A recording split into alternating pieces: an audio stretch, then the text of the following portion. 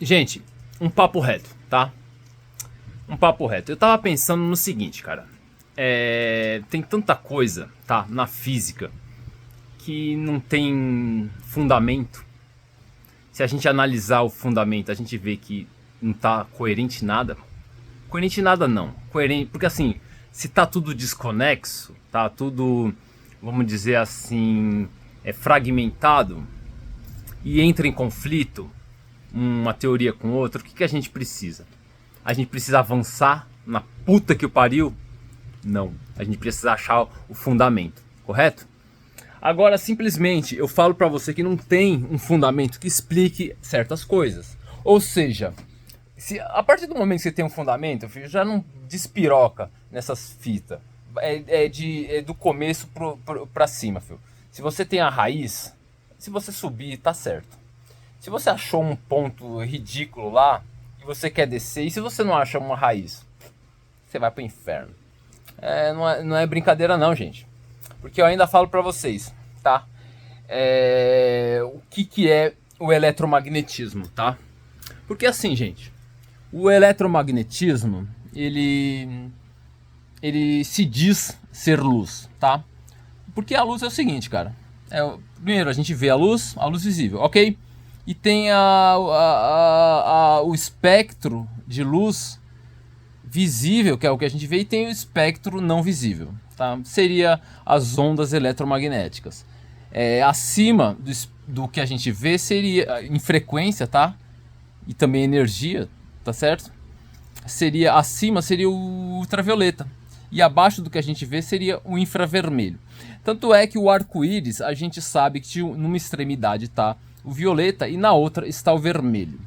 E são intermediárias, o meio, na ordem exatamente consecutiva, sequencial, vamos dizer assim.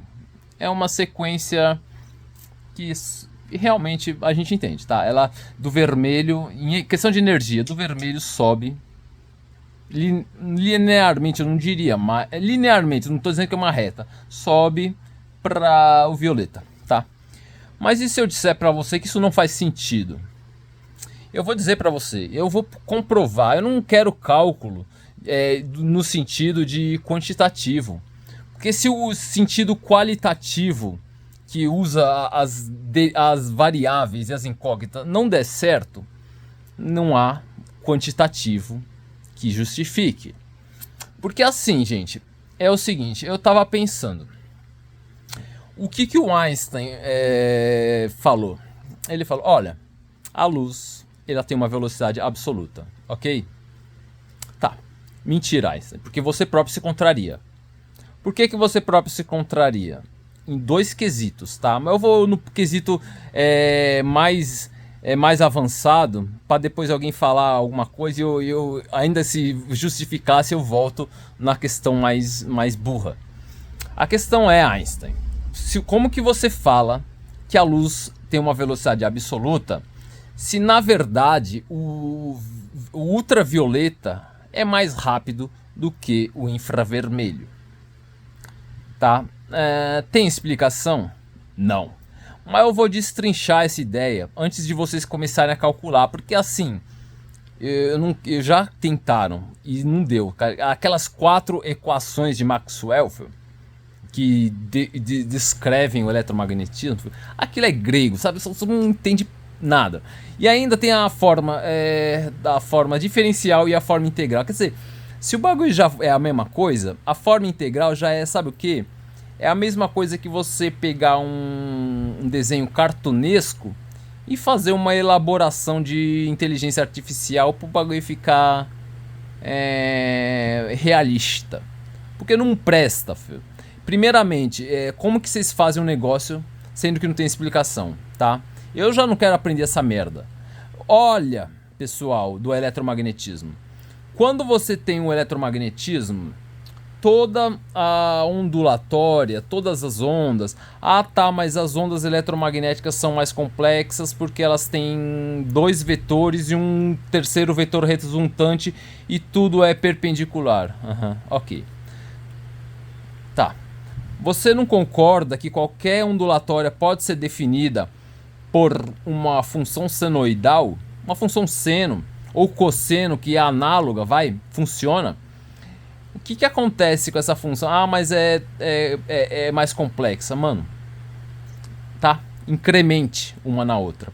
Porque na verdade, se você incrementar o campo elétrico com o campo magnético para gerar o eletromagnetismo, não precisou complementar, não precisou incrementar nada não. Na verdade, a frequência dessas duas variações elétrica e magnética é exatamente a mesma estrutura ondulatória de mesma função seno com o mesmo período, ou seja, a mesma frequência, ok? Então, por questão de parcimônia, vamos usar só uma função senoidal. Joia? Agora, o Einstein. Você estava falando, quer dizer, não é que o Einstein falou isso, porra. É que os experimentos físicos, eles vão dizer o quê? Se você põe uma luz branca, o que o prisma faz? Ele faz a difração de luz. E o que acontece? A gente vê exatamente igual o arco-íris. E a gente vê que numa da extremidade tá violeta e na outra tá vermelho. Vamos tentar lembrar. Vermelho, sei lá, laranja, amarelo, verde, azul, violeta, que são 6. Inventaram uma sétima aí, que é meio que um degradê, sei lá o que. Eu não sei qual é essa sétima, mas é 6. Mas que seja, vamos dizer que é. Aí eu falo pra você, cara, se você faz isso, mano, por que a velocidade da luz é absoluta? Ah, mas é que tem que incrementar a função seno, bora. Não dá, tá? Pra incrementar a função seno. Tenta, no papel. Dá pausa aí e começa a fazer o cálculo. Sabe que não vai chegar em lugar nenhum. Eu já adianto, cara. Se você tem uma função senoidal, você não incrementa ela. A não ser com outra função senoidal. Entendeu? Se você tem um eletromagnetismo, você precisa de um outro ente físico para explicar que a relatividade precisa ser relativizada também. Se a relatividade é absoluta, Einstein, mentira, porque a relatividade precisa ter uma relatividade. Ah, mas por quê? Não dá, vamos supor que alguém não sabe, Quando você tem uma ondulatória, o que seria o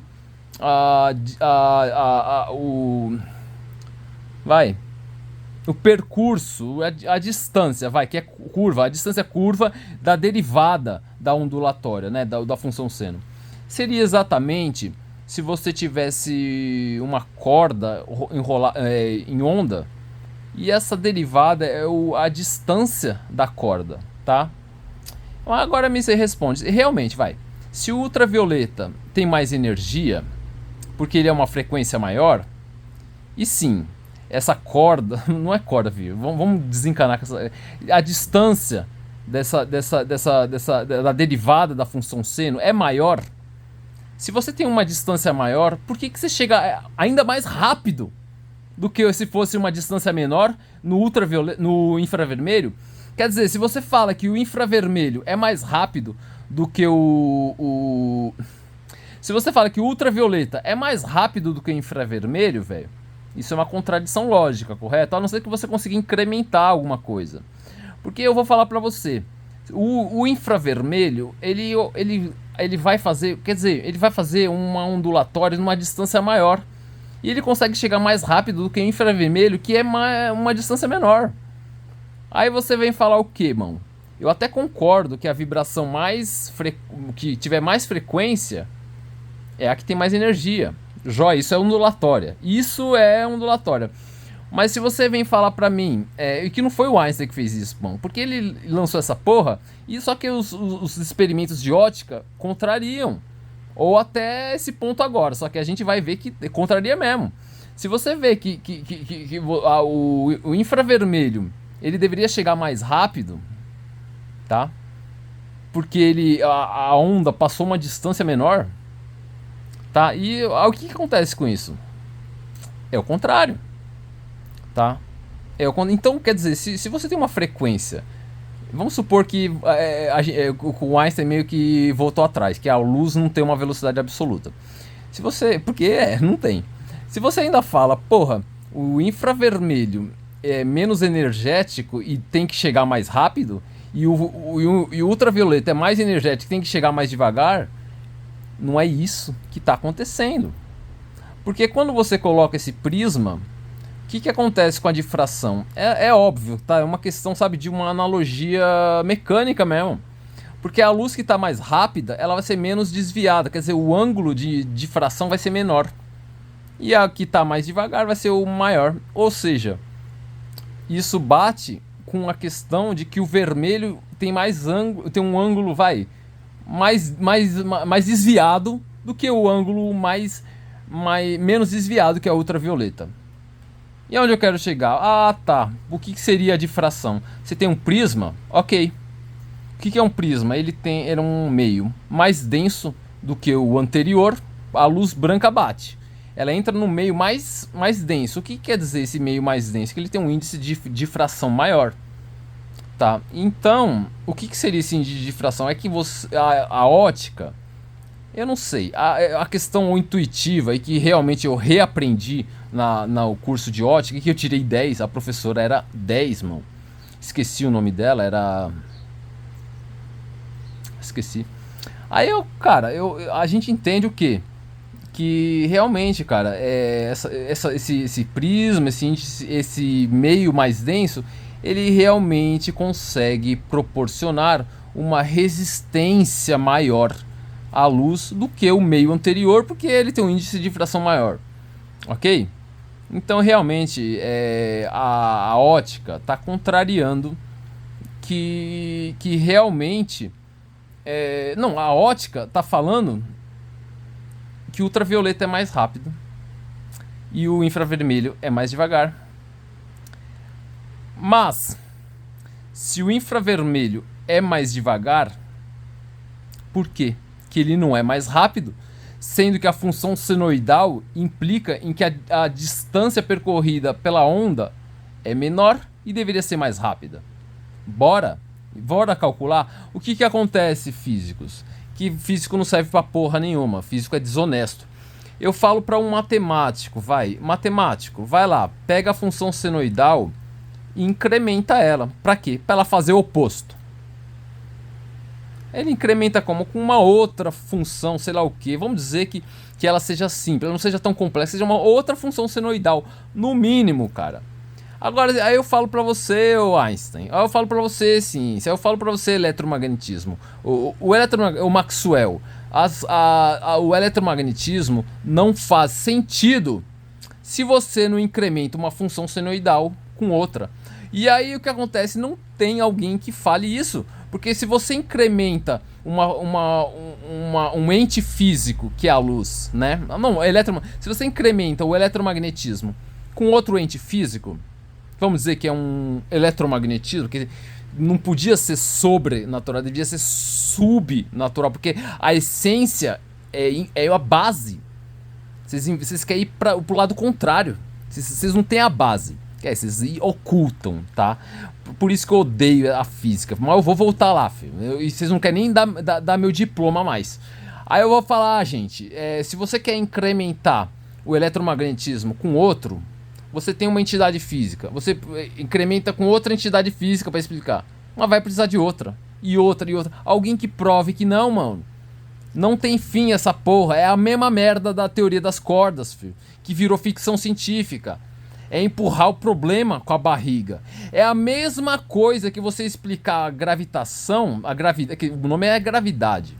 Aí vem a gravitação quântica. A ideia é que eu fiquei sabendo, mano, o que eu conheci era 4 teorias imbecis.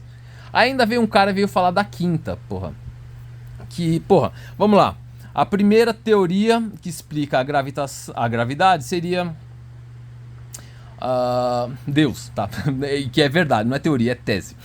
Mas a física já saiu, ele falou, não quero saber, virou as costas, porque não tem perdão. Quando eles falam, espaço-tempo, aí depois eles falam, gravitação quântica, aí vai falar, aí o que vem depois, mano? Aí mano, já tem essas duas merdas, hein? Ainda que eles querem inventar o quê, filho? Tá, fiquei sabendo que tem não 4, 5. Mano, tudo merda, filho. Porque assim, a hora que você fala que o espaço-tempo ele é efetivo, eu vou falar a verdade pra vocês, gente. Claro que o éter, a teoria do éter foi cancelada, ela é ridícula. Mas o que é espaço-tempo se não um éter feito de infinitesimais? Pra ainda dizer que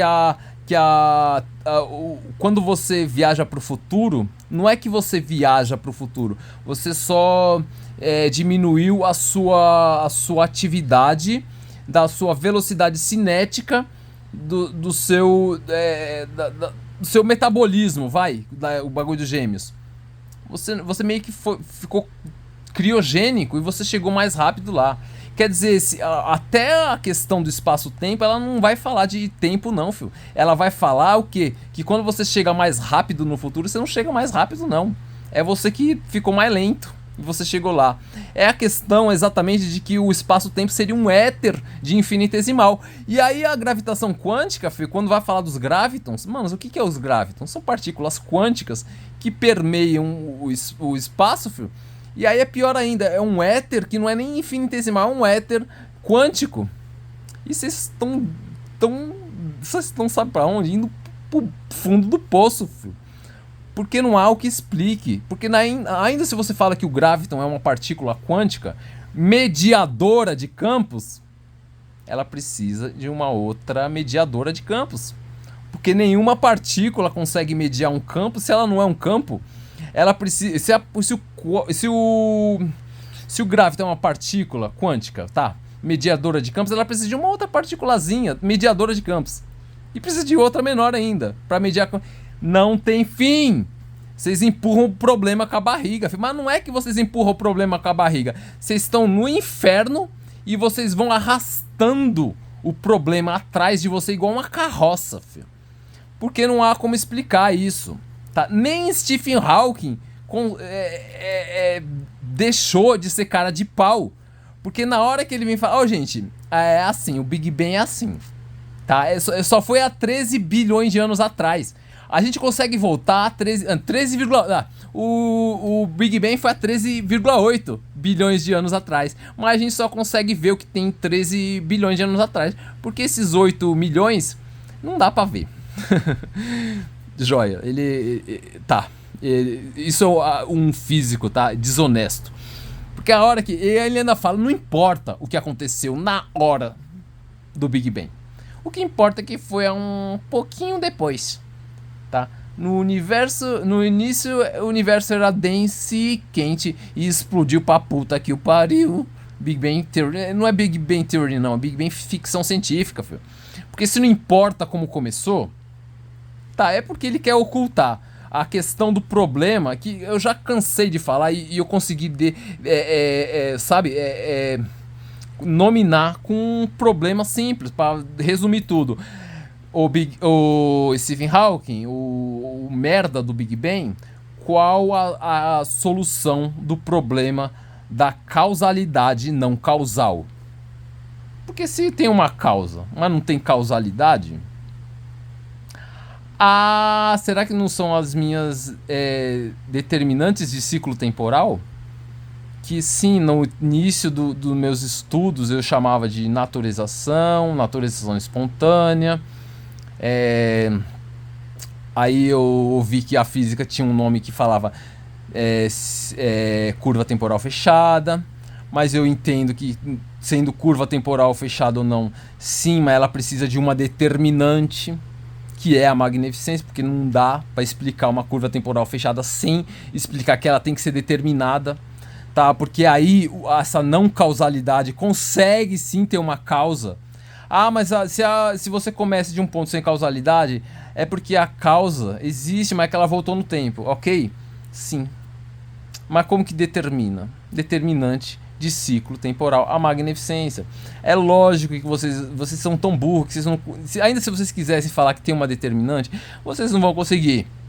Por quê? Porque vocês não têm competência para sequer falar a palavra magnificência. Ela vira um trava-língua na tua boca. Porque é assim, mano. Aí eu falo, aí veio outros nomes. Primeiro que eu dei o nome defini uma coisa parecida, um conceito parecido, que era como que é? Definição de pré-existência. tinha outra coisa, bom, sei lá. Aí eu vejo atualmente, né, no ano passado, o professor falando, existe uma coisa chamada causalidade circular. Quer dizer, não sabe nem falar que é cíclica, ele fala que é circular. E se não for círculo, se for um ovo, igual um testículo, ô professor, não é circular. Primeiro que você tem que estudar geometria antes de ser filósofo, tá? Instituto de Física da USP. E não tem o que falar, filho, se não colocar o determinante na frente, vocês não vão pra puta que pariu. E aonde que eu quero chegar? Porra, eu tô falando que essa ciência não tá dando certo, tá? Que o Steve Hawking é um cara de pau. Ele fala, bora da onde... Porque, mano, ô Steve Hawking, vamos supor que você não vai chegar a lugar nenhum, tá? Porque você vai chegar com essa expansão cósmica, aonde? Na morte térmica do universo. Ou seja, você vai se safar do inferno? Não, porque você sabe que você começou de um ponto que tá errado. O que aconteceu na hora do Big Bang que você quer ocultar? A questão é, se você começou de um ponto já errado, eu já tesouro por aí, filho. Explica o problema da causalidade a causalidade não causal.